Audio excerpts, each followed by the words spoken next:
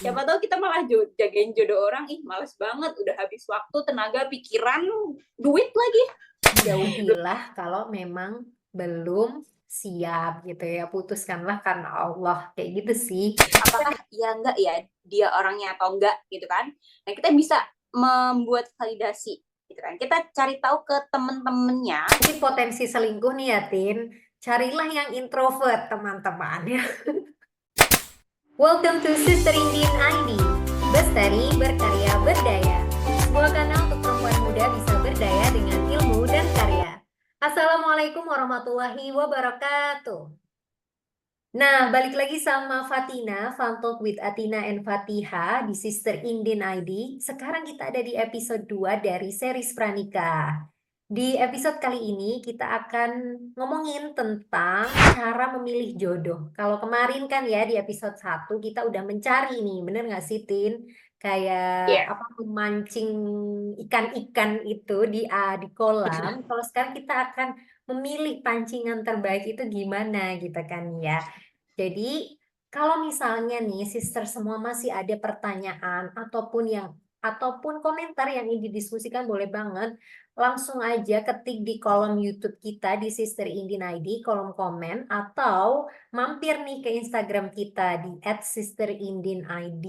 Langsung aja tanya ke Atina ataupun Fatiha nanti insya Allah kita akan jawab gitu ya. Kita sharing pengalaman gitu ya karena kita sudah melewatinya gitu. Kita bukan yang paling pintar di sini, tapi alhamdulillah sudah melewatinya. Bahkan Atina sudah memiliki dikaruniai seorang putra kayak gitu. Oke, baik kita masuk ke tentang pemilihan jodoh ya. Yang pertanyaan pertama, apakah pencapaian diri, semisal kuliah di luar negeri, biar bisa memperluas peluang kita dapat jodoh gitu kan sampai luar negeri atau apa gitu? Menurut Fatia gimana nih? Jadi maksudnya Peluang harus dapat jodoh. mencapai kuliah di luar negeri untuk dapat jodoh gitu ya? Ya, Wallahu bisa alam kayak gitu. bisawab ya. Wallahu alam bisawab itu personal goals seseorang gitu. Tapi yang bisa aku share atau yang bisa aku bagikan title atau pengalaman kuliah di luar negeri atau seseorang dengan background kuliah di luar negeri yang mana itu adalah suamiku sendiri itu tuh semacam nilai jual gitu loh ke mertua sebenarnya kayak meyakinkan gitu loh meyakinkan pihak keluarga gitu kan menikah itu tidak hanya menikahi seseorang ya tapi menyatukan dua keluarga ingat itu jadi kalau misalnya seperti itu nih nilai jual orang yang kuliah di luar negeri itu kan bisa sebagai barometer umum teman-teman melihat seberapa jauh sih seorang itu kuat terhadap prinsip dan tanggung jawabnya aku nggak bilang orang yang kuliah di dalam negeri itu nggak punya prinsip dan tanggung jawab bukan begitu bukan seperti itu tapi seseorang yang men-challenge ke luar negeri atau bahkan pernah ke luar negeri untuk short course itu kan berarti terlihat ya bahwa dia berprinsip, punya tanggung jawab kayak gitu. Tapi kalau yang ditanyakan sama sisters ini peluang dapat ikut ke luar negeri juga atau mungkin dapat bule gitu kan, itu sebuah probability atau peluang yang mana ya memang harus diikhtiarkan atau diusahakan sendiri gitu. Ketika menikah pun mimpi itu diusahakan sendiri kayak gitu. Memang pasangan akan menjadi mental support atau membangun apa ya sama-sama membangun mimpi. Oh, kamu pengen keluar negeri, ayo mangga gitu kan. Ayo sok gitu. Bisa jadi seperti itu, tapi tidak selamanya kita itu bergantung pada juga pasangan kita untuk keinginan ya misalnya kuliah luar negeri. Tapi kalau ditanya pencapaian, bisa jadi itu menjadi personal goal seseorang kayak gitu kan. Oh, aku akan menikah kalau misalnya aku sudah selesai kuliah di luar negeri itu juga hal yang lumrah sekarang. Kayak gitu sih Tim mungkin jawabanku. Ya, ya, ya, Kalau ya. kamu Oke. gimana? Iya. Iya ya, kalau suaminya Fatia kan emang kuliah di luar negeri dulu ya, tapi memilih jodohnya, ibarat kayak pencarian jodohnya itu dari sebelum kuliah di luar negeri kan ya. Ya, karena dia emang nyari buat orang yang mau dibawa sebenarnya. Ya pada akhirnya nggak dibawa ya. Kayak gitu. Oh iya iya iya iya, oke. Ya emang ada beberapa yang kayak gitu juga sih. Kayak nyarinya itu sebelum di Nah, luar Tin? negeri bareng kayak gitu kan, study abroad gitu. Nah, tapi ada juga yang mereka itu udah kuliah di luar negeri dulu baru ketemu jodoh di sana. Nah, itu juga bisa gitu. Ada beberapa orang yang mungkin aku kenal atau mungkin teman-teman juga kenal dari dunia maya ya, mereka sering men-sharing kehidupan kayak gitu. Nah, atau mungkin selain kuliah di luar negeri bisa juga kerja di perusahaan internasional atau multinasional kayak gitu kan, akan mengenal orang-orang dari luar negeri juga. Itu bisa jadi salah satu peluang sih. Tapi yang perlu apa ya, ingat kembali, apa sih tujuannya kita dapat jodoh orang luar negeri gitu ya. Bisa jadi juga sebenarnya kayak sama-sama kuliah di luar negeri atau sama-sama kerja di luar negeri tapi dapatnya orang Indonesia gitu, bukan dapat orang bule gitu ya, bukan dapat orang luar negeri. Nah, itu juga bisa juga. Cuman jangan sampai yang kayak beberapa ada di apa ya, di internet itu ya, di beredar di sosial media kita, mungkin orang-orang pakai dating apps kayak gitu. Itu kalau bisa dihindari karena biasanya kan kayak gitu pertama kali kita menaruh rasa ya, menaruh rasa dulu kayak ketertarikan, dan padahal kemarin sudah dibahas juga tentang ta'aruf ya sama kita. Nah, itu diusahakan untuk dihindari sehingga kalau mau mencari pasangan ya yang pasti-pasti aja dia juga mau cari pasangan. Dan kalau mau dari kenalan jangan dari hati, jangan yang pakai hati dulu gitu. Itu sih kalau aku. Ya, intinya garis bawahnya tuh emang pencapaian diri akan membawa pada kualitas jodoh yang kita inginkan gitu. Kalau misal memang pingin yang luar negeri ya silahkan menuju ke arah sana juga gitu. Pingin yang hafiz ya menuju ke sana juga. Pingin yang soleh menuju ke sana juga gitu ya mungkin ya cara cari jodohnya gitu. Nah, yang kedua nih, ini seru nih Tin menurutku ya. Definisi sekufu secara detail itu seperti apa? Jadi dalam Islam tuh memilih harus yang sefrekuensi gitu kan, sekufu. Gimana Tin? Oke, sekufu itu kalau menurutku nggak harus semuanya sama ya. Dalam artian kan ada beberapa poin ya yang sekufu. Misalkan bisa dari uh, kedudukan keluarganya, atau mungkin dari finansialnya, atau mungkin dari uh, berkecimpung di dunia yang sama kayak gitu. Nggak harus yang semuanya sama setara gitu, karena nggak mungkin ada yang semuanya setara gitu ya. Makin banyak yang setara itu emang bikin nyaman aja karena kita bisa melangkah bareng. Itu sih kalau Mm-mm, menurutku, singkat aja. betul. Mungkin Fatia Nah, lebih banyak bisa nyampein. kalau aku pernah baca nih ya, pernah di mungkin Ustadz Amar Risalah, kalau pernah tahu ya, yang juga aktivis pranikah dan juga di Palestina, maksudnya tentang kepalestinaan, beliau pernah bilang bahwa sekufu itu ada beberapa kriteria. Yang pertama itu secara fisik, misalnya sama-sama tingginya, atau sama-sama berkarakter suku tertentu kayak gitu, wajahnya gitu. Terus habis itu mungkin warna kulitnya gitu ya secara fisik ataupun secara nasab atau keturunan. Misalnya dua keluarganya sama-sama keluarga besar kayak gitu. Sama-sama keluarga kecil atau sama-sama keluarga yang tinggal di perkotaan kayak gitu. Terus suku yang jelas kayak sama-sama suku Jawa, Sunda kayak gitu kan atau etnis tertentu seperti itu. Dan paling sering profesi ya memang ya sama-sama guru, sama-sama TNI, sama-sama dokter, walaupun memang guru berharapnya dapat yang beda profesi ya banyak kan ya. Gitu. Terus status sosial di masyarakat gitu, misalnya sama-sama keluarga yang memang banyak kegiatan sosialnya, misalnya sama-sama keluarga pembisnis kayak gitu status sosialnya, atau juga aktivitas dakwah kayak gitu sama-sama kartunis nih gitu atau sama-sama influencer Instagram dan juga pemahaman agama dan politik gitu ya. Jadi memang perpecahan dalam rumah tangga karena perbedaan pilihan politik itu kan juga lumrah terjadi gitu ya. Yang mana si istri atau mungkin suami sudah berhijrah ibarat kata trennya atau berpindah atau pemahaman kajiannya lebih tinggi gitu, akhirnya tidak kuat dan bercerai. Bisa aja kan fenomena itu terjadi. Jadi disamakan dulu frekuensinya kayak gitu. Kenapa sih sama frekuensi? Karena banyak decision making, keputusan pernikahan itu dipengaruhi dari pengalaman sebelumnya. Kalau aku belajar gitu sih ya, walaupun baru mau jalan 2 bulan gitu kan. Dan itu dibentuk dari semua pengalaman tadi, dari nasab, status sosial, profesi, pemahaman agama, politik, dan aktivitas dakwah kayak gitu.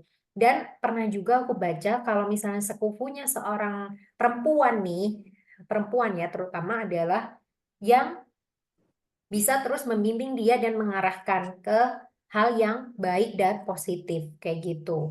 Sekufunya seorang perempuan adalah butuh penasehat sekeren-kerennya kamu di luar gitu ya. Fitrahnya perempuan dalam Islam sekeren-kerennya kamu ya ikut suami kayak gitu kan. Seperti itu. Dan juga aku setuju sama Atina bahwa sepupu tidak harus sama pasti pun ya kamu udah nyari yang bener-bener sama plek ketiplek gitu ya. Allah tuh nggak menciptakan laki-laki dan perempuan sama gitu. Beda pemikirannya. Dan ketika itu disatukan jadi kolaborasi yang ya wow ternyata saling melengkapi kayak gitu. Kayak yang kekurangan ditutupi, yang kekuatan jadi semakin kuat. Kamu ngerasa juga nggak, Tin? Kayak gitu. Ya, Seperti itu. Jadi walaupun sudah sekufu menurut kamu, pasti nanti juga akan ada perbedaan. Setidaknya personality kayak gitu. Seperti itu. benar. Bener Jadi banget sih kata Fatihah ya. Ya yang pasti yang menurutku paling urgent itu sepupu adalah sepupu dalam pemahaman selalu mau belajar tentang agama dan juga mm, tentang parenting. Itu benar-benar penting banget karena kalau udah punya modal mau belajar dalam apa ya pemahaman agama meskipun startnya atau sama-sama mau menuju ke sana itu tuh udah enak banget kayak yang lainnya kayak masalah ekonomi, masalah yang lainnya itu juga bakalan ketata gitu. Jadi mm, bisa bersinergi gitu kan. Ibaratnya kolaborasi lah ya, kolaborasi dalam hal belajar, dalam hal nanti bagaimana mau mendidik anak, itu udah benar-benar bisa menyatukan. Oke, ya setuju. Nah, oke, itu untuk pertanyaan sepupu ya. Kita lanjut ke pertanyaan selanjutnya nih. Ini ada sedikit curhatan ya. Kalau betul. misalkan ada cowok pernah ngomong nih mau nikah sama aku, tapi sekarang lagi diuji kesiapan finansial dan kondisinya lagi LDR. Itu gimana tuh? Oke, gimana kalau Fatihah? Ya, pernah mau ngomong mau nikah, terus habis itu diuji kesiapan finansial dan LDR. Berarti mereka pacaran ya, memang berkomitmen untuk ada dalam hubungan itu gitu ya. Kalau dari pertanyaan ini, Hmm. eh, terus satu hal yang aku bisa garis bawahi itu adalah entah ya, tapi laki-laki itu kan yang dipegang omongannya gitu kan. Dan insya Allah laki-laki kalau baik itu yang menepati janjinya. Kalau kamu yakin dia bisa menempati janji, silahkan gitu kan. Menahan diri selama 1 tahun, selama apapun lah yang menurut kamu kemampuan finansial dia sampai bisa kayak gitu. Tapi saran aku banget nih ya, mendingan menjauh sekalian gitu daripada LDR. Kita kan nggak pernah tahu, kamu kan pernah ngomong juga di episode sebelumnya ya, Tin ya. Kalau udah ada sama-sama rasa, ada setan di sana. Kayak gitu. Setan Hmm. itu akan membuat pemikiran-pemikiran yang entahlah aneh di hubungan kalian itu malah semakin membuat pemikiran kayaknya aku nggak mampu mungkin finansialnya padahal persiapan pernikahan itu ataupun juga kehidupan pernikahan nanti ya mau sebanyak apapun uang yang paling penting itu sebenarnya dikelola pengelolaannya gitu bukan bukan seperti ini pernikahan tuh bukan seperti ini kalau misalnya aku punya 10 juta berarti aku siap nikah bukan seperti itu kan 10 jutanya orang 10 jutanya aku dan kamu bisa jadi berbeda kayak gitu. Jadi bukan total amount money that you have itu akhirnya sampai bikin akhirnya aku bisa tapi adalah lebih kepada oh ini adalah uang yang aku punya dan aku siap membangun keluarga dan aku siap tambah susah ya. Saya nggak bilang menikah tambah senang ya. Menikah itu tambah beban gitu kan. Jadi Jadi kalau misalnya udah siap dengan itu dan kamu merasa ibadahnya harus level up, penyempurnaan ibadahnya level up dengan seseorang, ya silakan. Tapi tetap menurut aku nasihat terbaik yang pernah aku dengar, jauhilah kalau memang belum siap gitu ya. Putuskanlah karena Allah. Kayak gitu sih, Tin. Kalau kamu gimana? Mungkin lebih bijak atau lebih teknis, taktis? Oke, sebenarnya kayaknya Fatihah dulu kan apa namanya awalnya juga mau nikahnya kan sebelum LDR kan ya, gitu Hmm. kan. Nah terus akhirnya kan Fatihah kayak fokus sama kerjaan dan dia fokus sama diri dia gitu nggak sih? Terus akhirnya Iya, ya tiba-tiba Allah deketin gitu kan. heeh, jadi nggak berusaha kayak kalau misalnya kamu juga ngomong di episode sebelumnya kalau dia ya oke kalau enggak ya enggak gitu. Sama mindsetnya Hmm. aku Hmm. bilang nggak mau pacaran dan silahkan fokus pada diri sendiri. Kalau misalnya berjodoh pasti dipertemukan, kalau enggak ya enggak kayak gitu. Dan si cowok juga bilang kalau misalnya calon suami pada saat itu ya silahkan kalau mau mencari yang lain kayak gitu dan aku juga Hmm. silahkan kalau misal ketemu yang lain ya silahkan seperti itu jadi eh, Ah, dibuat memang seobjektif mungkin kayak gitu kalau memang belum siap ya sudah menjauhlah kayak gitu. ya, benar, benar banget. Aku setuju sama Fatihah karena memang prinsipnya jodoh itu akan datang di waktu, orang, dan kondisi yang tepat. Itu yang perlu diingat ya teman-teman. Jodoh itu nggak akan tiba, misalkan kita belum siap, dianya udah siap, berarti dia bukan jodoh kita gitu. Atau Hmm. mungkin dia akan mencoba dengan orang baru, kemudian tiba-tiba ketemu lagi. Nah, itu berarti jodoh gitu kan. Hmm. Nah, Hmm. kalau misalkan kitanya udah siap nih, kita kita mengukur sesuatu itu jangan dari calon kita. Utamanya itu mengukur dari diri kita sendiri. Apakah kita udah siap? Apakah kita udah siap? Kalau misalkan kita udah siap, tapi ternyata dianya belum siap, berarti ini kan belum sinkron ya antara Hmm. waktunya ya kita siap dia enggak, berarti kan waktunya belum pas. Nah ini bisa jadi dia bukan jodoh kita kayak gitu. Nah terus kalau misalkan nih kondisinya kan udah menjalin hubungan ya kayak gini ya, bisa jadi udah menjalin hubungan terus lagi LDR. Nah boleh nggak sih kalau misalkan kita menunggu? Oke, menunggu atau enggak itu kan itu sebenarnya boleh-boleh aja, tapi diingat lagi misalkan mau menunggu ya, ingat setan akan selalu mengganggu kita. Ya, setan akan selalu mengganggu kita. Jadi kita harus memastikan selama waktu tunggu itu kita nggak yang benar-benar menunggu, tapi kita fokus sama diri kita gitu. Selama waktu menunggu itu tidak terjadi hal-hal yang bikin setan seneng kayak misalkan sering chattingan, sering video callan. Nah itu kan sama aja gitu kan. Buat apa orang tujuannya buat menikah kok bukan cari pacar lah ya. Barat kata seperti itu. Nah kalau aku di posisi si sister ini, aku jelas nggak mau ya, wong belum tentu jodohnya, ngapain kita nungguin seseorang yang belum pasti milik kita gitu kan. Hmm. Siapa tahu kita malah jagain jodoh orang, ih males banget, udah habis waktu, tenaga, pikiran, duit lagi, Hmm. belum tentu jodohnya. Wah itu kan bikin pusing juga ya. Kalau misalkan dia jodoh kita selama waktu tunggu itu ya akan ketemu lagi sama kayak kasusnya Fatihah itu tadi. Jadi biarkan dia fokus sama kerjaannya, biarkan dia fokus sama keluarganya. Misalkan dia memiliki tugas untuk memberikan apa ya, nafkah atau masukan ke keluarga, pemasukan ke keluarganya, ya biarkan dia melakukan itu, menyelesaikan itu gitu kan. Sembari kita mempersiapkan diri kita, kalau kita ketemu orang ya boleh berproses sama orang lain. Tapi kalau misalkan pada akhirnya kita berproses dengan orang lain itu nggak ada yang serak sampai akhirnya dia siap sama kita, cocok. Nah, itu berarti dia jodoh kita. Itu. Jadi jangan mau berpusing-pusing. Kalau aku ya, jangan mau berpusing-pusing buat membersamai orang yang belum tentu jelas bersama dengan kita. Itu sih. Betul. Daripada Betul. nanti nyesel di akhir. Kalau Nah, aku. jadi kalau di dalam masa tunggu itu daripada kamu mengikat pada orang yang belum jelas juga bisa juga cari-cari yang lain gitu. Cari pandangan yang lain juga boleh kayak gitu. Kayak gitu sih ya mungkin itu pertanyaan yang sangat menarik curhatan dari sisters. Terus kita ke pertanyaan ini nih mengenali seorang tanda dan ciri. Bagaimana cara mengenali tanda dan ciri-ciri bahwa dia itu jodoh kita nih Bun, gitu. Jodoh kita sisters. Gimana Tin? Oh, he is the one, gitu. Gimana? Oke.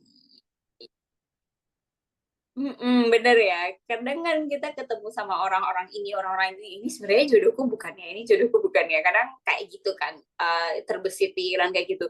Nah, yang pertama yang paling utama, kalau masalah jodoh itu kan ada di tangan Allah ya. Jadi, apapun itu, libatkan Allah. Itu adalah kunci yang pertama.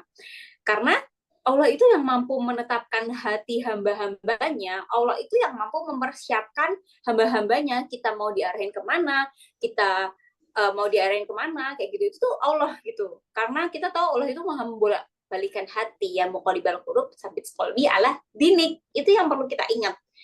Karena nih, kalau misalkan kita nggak melibatkan Allah, nanti kita tuh bisa jadi keliru. Apakah ini rasa adalah kecenderungan yang memang dari Allah atau ini bisikan dari setan? Nah, ini yang bahaya, gitu kan? Kalau misalkan ini ternyata adalah nafsu dan bisikan dari setan.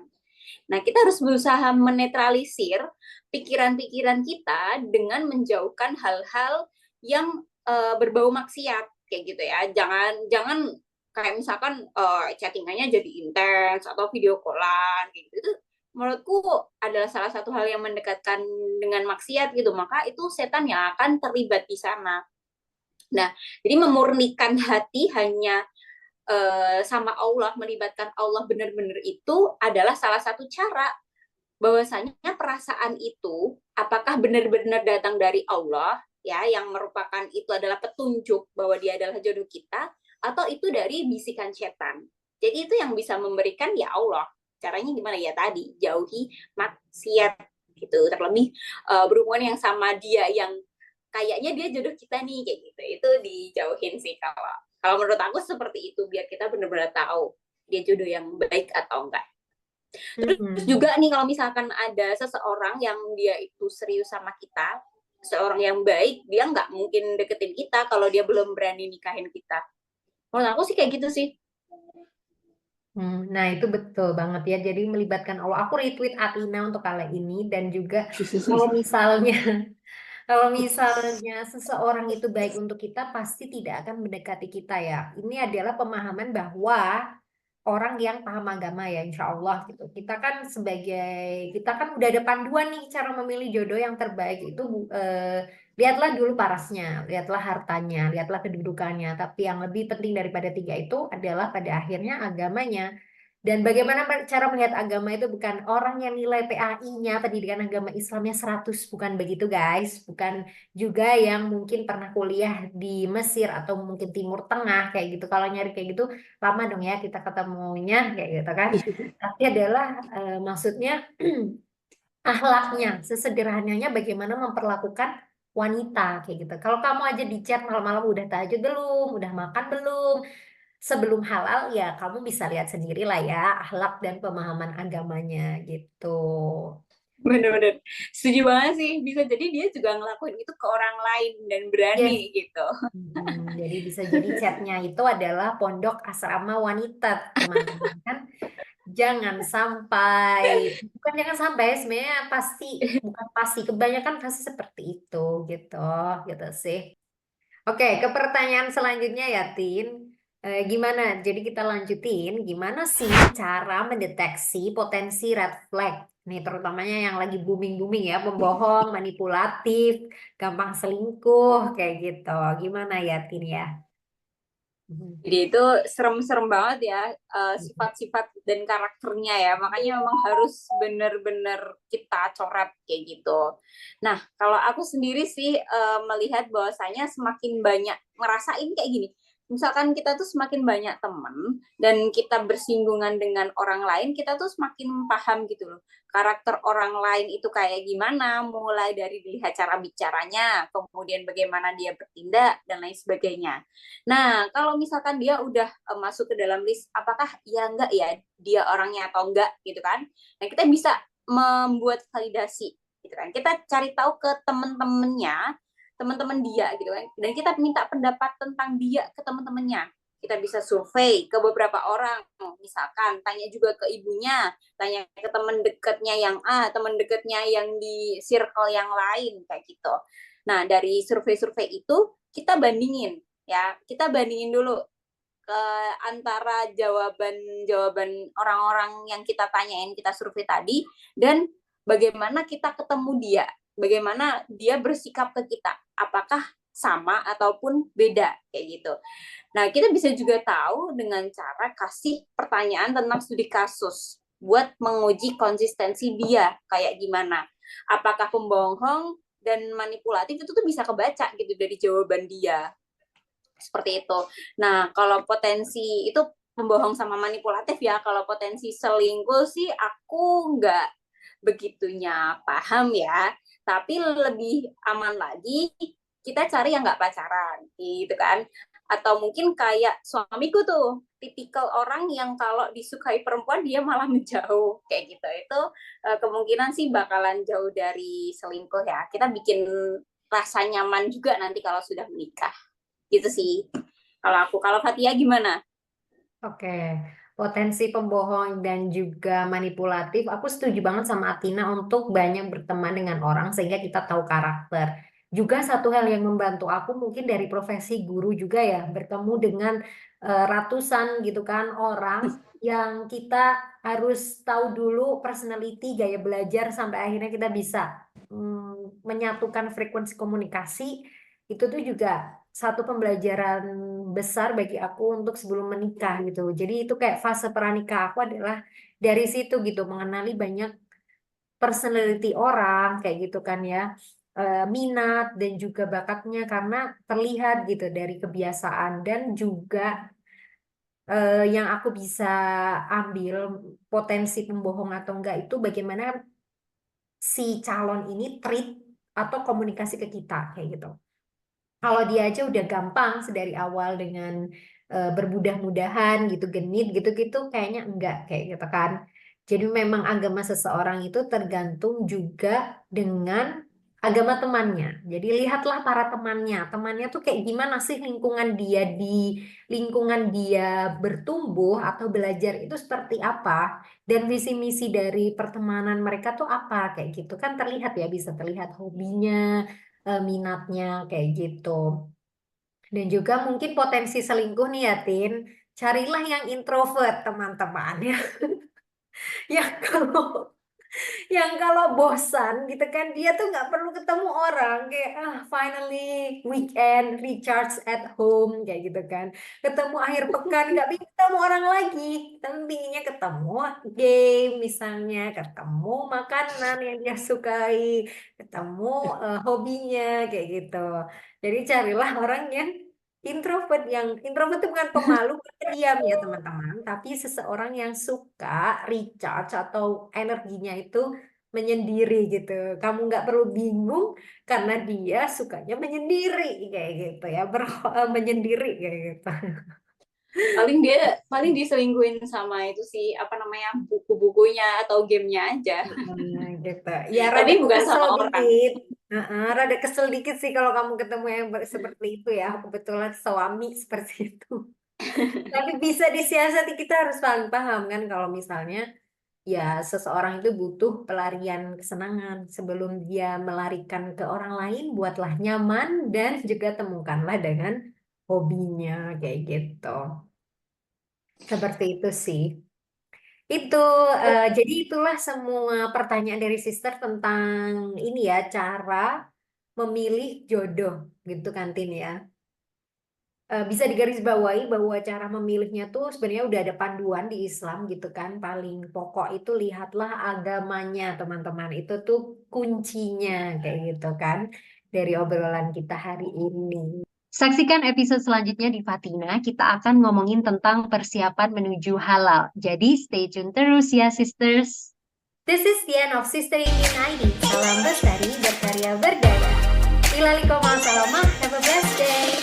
Kalau misalnya sister ada pertanyaan, bisa tulis di kolom komentar atau follow di Instagram @sisterindinid.